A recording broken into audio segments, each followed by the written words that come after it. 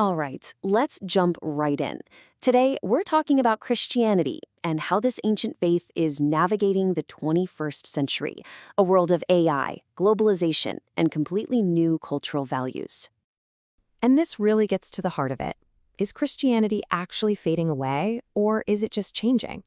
That's the big question we're going to explore, looking at all the external pressures and the incredible internal shifts that are happening right now.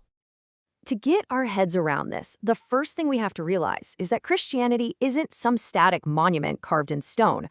It's a living faith, and it's always adapting.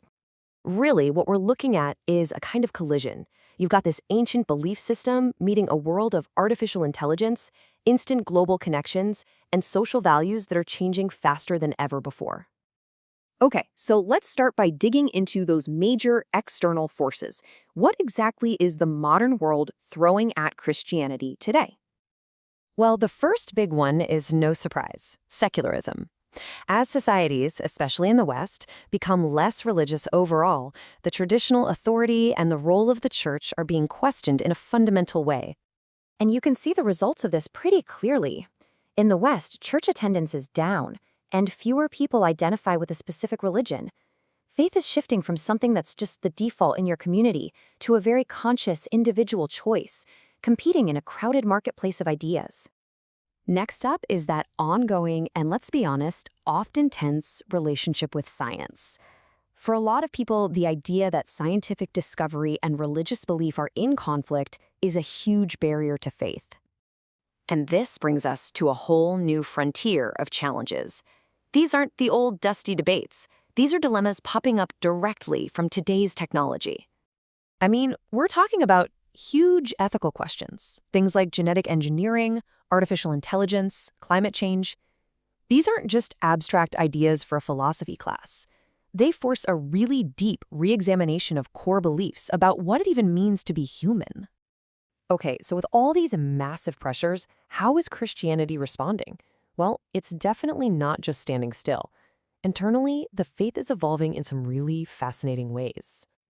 One of the most obvious changes is in the experience of worship itself. A lot of communities are completely reimagining what church even looks and feels like to try and connect with a modern audience. And you can't talk about this without looking at the megachurch model. It's a perfect illustration of this adaptation. It mirrors our digital media-savvy culture with slick multimedia presentations, online communities, and music that feels more like a concert. But it's not just about flashy services.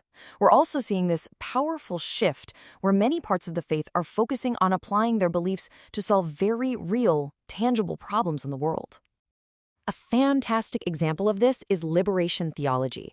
It basically frames the fight against poverty and oppression not as just a nice thing to do, but as a central, absolutely essential part of the Christian mission. This is faith moving out of the church pews and right into the streets. Now, on a completely different side of things, another response that's become incredibly popular is the prosperity gospel. This belief directly connects spiritual faithfulness with financial success and good health. It's definitely controversial, though, because critics say it can turn faith into a transaction and wrongly imply that being poor is a sign of spiritual failure. But for all this talk about theology and technology, maybe the single biggest change happening has nothing to do with either of them. It's about geography. The map of global Christianity is literally being redrawn as we speak. For centuries, when you thought of Christianity, what came to mind? Probably European cathedrals, right? Renaissance art, theologians from Germany or England. Well, that picture is now fundamentally out of date. This slide right here shows the most profound transformation happening. The faith center of gravity has shifted south. We're seeing explosive growth in Africa, Asia, and Latin America.